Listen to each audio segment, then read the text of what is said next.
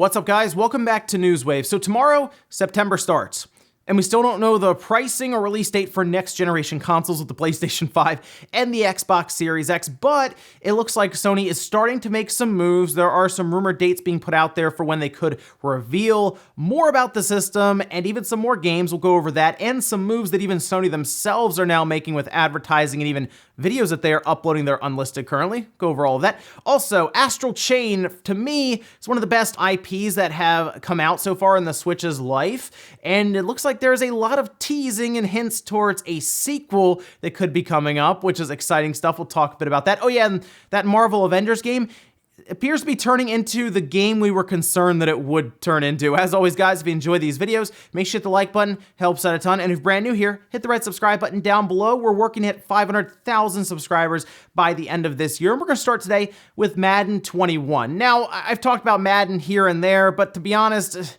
it's basically just Madden. Like every year, Madden comes out and I'm like, oh, yep, that's Madden. It's realistically more or less a roster update is what we like to call it at times. Sure, there's gameplay tweaks. Sometimes they'll change some of the visuals up. They'll update different parts of stadiums, all of this stuff, right? But it looks like this year's installment, we'll say, isn't going over that well with fans. You can see the Metacritic here, for example. It actually got a 64 from critics, which is a little surprising. That's lower than usual. I believe Madden's usually like somewhere in the mid 70s to 80, like somewhere in there. But then look at user score, 0.3. A lot of the issues and the concerns around this game seem to be, they added a new mode in, I believe it's like backyard, but even that is not going over that well with fans because, of course, guess what's in there? Microtransactions, yes, of course. It's worked so well for FIFA for them, so they've been continuing to work it into Madden over the years. It appears that the story mode that was put in is kind of a lazy attempt at just that, and they've even spotted some things with glitches and even at times banners for Madden 19, almost like spots where it's supposed to say Madden 21, but it says Madden 19. I've said this before, and I'm sure I'll say it for many more years. EA doesn't have any competition in this simulation football game world, so there's not a lot pushing them forward to make this game that amazing, right? Like if 2K was still around, I'd be really curious to see what football games would look like today, because 2K now can't do that, obviously. They're going to be working on more of an arcadey football game, but I mean, maybe if that turns out better, EA will look around and say, hey, you know, maybe we should actually do something here. Or once again, they'll say, well, if you want the simulation experience, you got to come over to Madden 21, right? Looks like it's going over well so far for them. We also have a bit of an update between the Apple and Epic Games lawsuit that is currently going on. Apple has terminated Epic Games' iOS account, their developer account, but not for Unreal Engine. That is staying put. Remember, the judge ruled that you can't really affect all of these other developers around them for this conflict that's going on between those two, but that does mean that things like Fortnite and their other games from Epic Games won't be available, and it also looks like you can't update or even buy using Apple's gateway or their payment processor that they have. You can't do that either, so you're pretty much just stuck with your game at that point, and that obviously damages Fortnite on iOS completely. It's not available, you can't update it, any of their other games. So we'll see what happens with this situation. It almost seems like a big game of chicken right now, and I think they just want to settle and figure it out, but it's kind of a stalemate right now, and like I said, fortunately, it's not affecting all the developers around them that are using Unreal Engine on iOS. Also, we did see that big gameplay demo for Ratchet and Clank on the PlayStation 5. Some people were concerned about frame rate because they were like, oh, is it just going to be 30 frames and that's it? Well, it looks like in an interview with Famitsu, it has actually been confirmed that there will also be a 60 frames per second mode. You can see the tweet here from Insomniac that says, in an interview with Weekly Famitsu, today we confirm Ratchet PS5 will offer an option to play at 60 frames per second. So we'll have I'm sure like a quality mode where it's just like locked 30, or maybe it's not unlocked, but like a lock 30, it will prioritize resolution. So maybe we'll have a much more, I guess, just stable 4K, or you can turn it around and say, you know what, let's just get that 60 frames per second motion, the fluidness of it, right? And I don't care if the resolution has to drop to like 1440p or something. Of course, that kind of goes against the belief of how powerful these consoles are going forward, but I mean, you see Ratchet and Clank, it looks really, really good, and I think, me personally, with some of the upscaling techniques that are being used, I would prefer the 60 frames per second over the 30 and like 4K, especially in Ratchet and Clank where it's a fast-moving game. Also, it's just more options and more ways you can play the game, so yeah, that works for me. And guys, with some of the quick news out of the way, let's get into the bigger stuff. We're gonna start right away with Sony and their plans for the PlayStation 5, it seems, in the very, very near future, at least is what it's looking like right now. So over on the PlayStation 5 subreddit, you can see this image here that was posted. This was from Kenny Immortalized, noticing that it looks like the Doritos will be having some sort of cross-promotion with Sony for the PlayStation 5, and these just kind of popped up very, very recently because I had not seen these, and after they posted it up on Reddit, everyone else was pretty much saying, yeah, this is new. See if they have like the prize value. Remember when we got to check that out with Monster and the Xbox Series X, and then the fine print just said, we don't actually know the prices, we're just guessing here. Yeah, I don't think Doritos would either, but the fact that we are starting to see these now pop up means that there is a marketing push that is now coming, and we have seen some commercials even for the PlayStation 5 that have started to run in different countries. So it does look like Sony is starting to move a bit here, which is good because we should probably already know the pricing and the release date. I think we're gonna find out about it in the first half of September. There will be an event, I believe anyway, that will showcase the pricing, the release date, and some games, as well as the official dates for the launch lineup, launch window, you should say. I've talked about Ratchet and Clank. I think it'll be around the launch of the PlayStation 5. Could be a week later, could be 2 weeks later, but I think it will be around there next to Spider-Man, Miles Morales. And to go a little further than that, we did see some private videos that were uploaded to PlayStation Latin America and PlayStation Australia's YouTube accounts and like the PlayStation 5 playlist. And sometimes we'll see this with like Nintendo where they'll do that for directs, and that ends up being kind of 50-50. It seems to work out better for anything with Pokemon, as they'll kind of upload it to their Pokemon playlist, and then that actually pops up as a Pokemon Direct. I'm kind of looking at this as the same way. I'm 50-50 on this if this actually means that there is going to be like a PlayStation 5 state of play coming out of that specifically, when they could just live stream it and they wouldn't have to have like a video on private. But it could also be a PlayStation 5 commercial go along with that state of play. Maybe they unveil some new game and that could be for it. So that's something that people are looking at right now and wondering.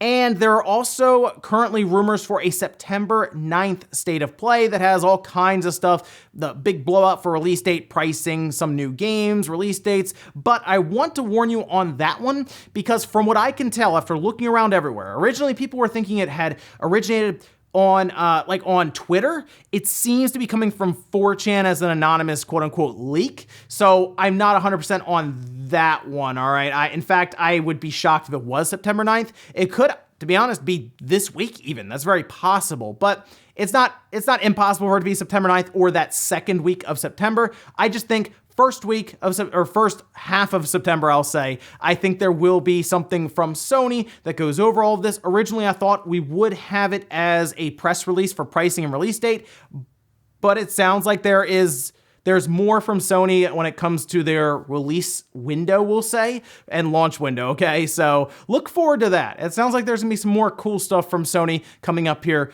pretty soon for the PlayStation 5. Next up, let's talk about Astral Chain and how it could actually be getting a sequel, which is very exciting. I mean, the game sold pretty well for an original IP. It sold over 1 million copies. For that is very good. Platinum Games seems very happy with the success that they found with this, and I do think as long as Nintendo's on board with it, which they probably are, it is their IP after all, so they'll collaborate more with Platinum Games going forward. I would be shocked if we didn't see a follow-up to the current Astral Chain. I don't know if it'll be called Astral Chain 2, but I think we'll see another game in the series. And to go a little further with that one, it looks like Kamiya agrees with me, or maybe he signed the paperwork, got really excited and tweeted about it, or he's Kamiya and he's trolling us. Let's take a look here because he tweeted out a few things over the last week. One was Bayonetta 3. Cool. Maybe we're going to see Bayonetta 3 soon. Maybe he wants to make sure we didn't forget about Bayonetta 3. I mean, we haven't really seen anything for it, so it's pretty easy to forget about that game. But the other thing that he did tweet and appears to have deleted, it kind of disappeared from what I've seen, was Astral Chain 2. Now, real quick, Kamiya is a troll when it comes to some of this stuff. Remember when he was all about the new Akami game that was coming out, tweeted all about it, had photo ops and all of this, trying to get us all excited for it?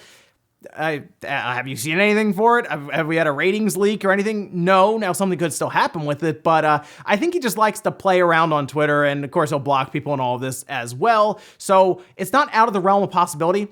that he's just doing that, just like just trolling and seeing if he get people excited for the idea of Astral Chain 2, but they are going a little further. They are celebrating the 1-year anniversary for Astral Chain on Twitter, and it looks like they're having a good time with it. They have like the fun whiteboard in the back with the drawings, having cookies and all of this. So yes, I think we will see more from Astral Chain, but unfortunately, I don't necessarily believe that Kamiya's tweets are like, yep, we did it. Unless he really did just sign paperwork for it at Nintendo, left and just tweeted it real quick and then realized he shouldn't have and deleted it. I mean, I guess that's always possible. Oh, and we did have this rating in Australia for Astral Chain Duty Striker. And I looked into it, and it's actually not done by Platinum or Nintendo. It appears to be one of those companies that will do those knockoff like cell phone games, right? Where they'll just rip off an IP completely. And I guess they have to go through Australian ratings boards to get it rated for phones, but that came up and people were wondering if that could be DLC or the title of the sequel. No, it doesn't appear to be either of those. It really just looks like a company for cell phones or like the games is preparing to rip off Astral Chain. So heads up to Platinum Games and Nintendo. Next up, let's talk about Sony preparing more first-party PlayStation games for PC release. Yeah, we had Horizon Zero Dawn, of course. That's done pretty well. It had some technical issues out of the gate. From what I'm hearing, they've kind of smoothed those out within reason now, and it's ending up to be a pretty good PC port for the most part. I think people are just really excited to see Sony kind of dip their toe into the PC pool here and see how the PC gamers on Steam will react to it. It looks like they're pretty happy with it because in a recent financial report, they actually said this: "We will explore expanding our first-party titles to the PC platform in order to promote further growth in our profitability." All right, so first of all, we got to get Bloodborne on PC. That has to happen like right away. Can you imagine Bloodborne at like 144 frames per second? That would be pretty good, right? Also, we can look towards some other ones like Infamous, God of War, Uncharted. Sony has a lot of games that they can, of course, move to PC. The Decim engine has been good with Death Stranding and okay with Horizon so far. Like, Death Stranding is a great port. Yeah, it really, really is. But I am curious how things like Uncharted, or really, the big one is God of War. How would that look on PC? I have to imagine it would be ridiculous looking, right? And, of course, that would be Sony probably releasing them for $40 to $50, whereas they sell for like $10 at times on PlayStation 4, and sometimes they just get dropped on PlayStation Now straight up. There's I think a very bright future for Sony on PC if they would like to pursue it really hard. Like if they want to just go after it, they could probably get to a point where they have their own PC launcher. I know a lot of PC gamers don't necessarily want to hear that because they have like the Epic Games launcher. You have like Origin, what's Uplay, Steam. You end up having all these icons to launch different games, but it avoids that 30% cut, and I think Sony has the library they have built up that they could move over. They would get PC gamers excited enough to go download a launcher to try it. So it's something to think about there, but I wouldn't be shocked if they start moving things over as soon as like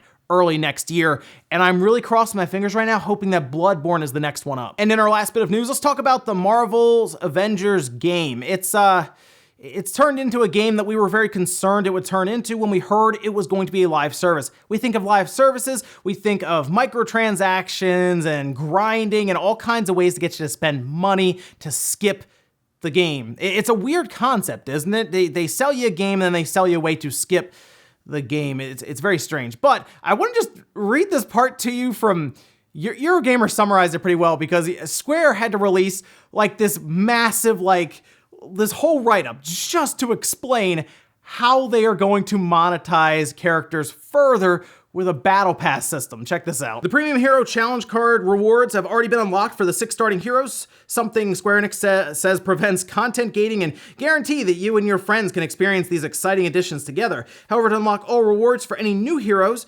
introduced post-launch, players will have to unlock premium rewards for each one separately with 1,000 in-game credits. Now, 1,000 credits equals to $10 in real-world money. The credits is their play money, and you can take a $10 bill and unlock one of these battle passes for these premium characters, all of this. You get 6 characters to start. After that is when you have to start taking credits and buying these battle passes. It's a grind to then unlock these extra features and these premium items that these characters bring. it's a live service. Like they were trying to figure out a way to where they could introduce a grind and then give you a way to bypass it if you would like. Now, when you do start to unlock the stuff with these characters, you should, according to them, get your credits back, which is still a weird concept, right? It's like you get the credits back and then you can buy the next character. Then you can play through them, get the credits back, buy the next player and character. And it's like, so if I don't feel like playing that character, or I've already played enough characters now and I can't get it, then I can spend the money to skip that grind, right? It's a weird thing, and it is kind of confusing when they first wrote it out, but I am also wondering, because they say you get 12,500 credits straight up in value, if they're also just talking about items that you necessarily can't sell for credits, all right? So keep that one in mind too. It's a live service. Live services can be pretty annoying with this kind of stuff. We'll just have to see how it releases and how the reviews go and what people's experiences are with the game when it comes to this, what appears to be live service grind. And we'll finish up with the comment of the day as you're seeing here. This is from Adrian saying, I could see Ratchet being a few months after Spider-Man. There's no reason to release all these games at the same time and cannibalize each other's sales. Also, you need to space out releases to avoid a dry period after a console launches. So that is true in the sense that there could be a dry spell for the PS5, like for 4 months after it drops, if they took all of those games and released them day one. But would it be a good way to get massive sales initially for the first month or two through the holidays? Because keep in mind, if you took Demon's Souls and pushed it to February, it would miss that holiday, or Ratchet. I think if you have at least 2 bigger games there ready to go at launch, like Spider-Man, and yes, even like Ratchet is looking really good, I think that would be a good game to have for the holidays. And then do you take Demon's Souls and move it to the other side, put it in like February, for example? Or do you just put them all there and say, you know what? We'll see if third parties can carry us until something like Horizon is ready to go, or maybe some other reveals that are coming up soon from Sony. We'll see. But yeah, let me know what your strategy would be there, because I would still at least drop Spider-Man and Ratchet day one. If Demon's Souls is ready to go, I might actually push that a little further out to February so that there is something there kind of bridging the gap till maybe April when Horizon would be ready maybe. It's gonna be an interesting run over the next year after the PS5 launches. And ladies and gentlemen, that's gonna do it here for Newswave. If you enjoyed this video, guys, hit the like button, really helps out. If not, hit the dislike. Leave comments down below about everything we talked about here today, whether it is Sony seemingly making some moves, right, to unveil that PS5 price and release date to us. When do you think they're gonna do it? And you think it's weird that we are like 2 months away from when we think it's gonna launch for them to finally tell us the price and even show us the UI or any of that stuff. Also, what about Astral Chain getting a sequel? Did you like the first one? And are you gonna look into the sequel if it does get announced? And what do you think about Sony going to PC? Which game would you want next to go after Horizon Zero Dawn? Thanks guys for watching, and I'll see you next time.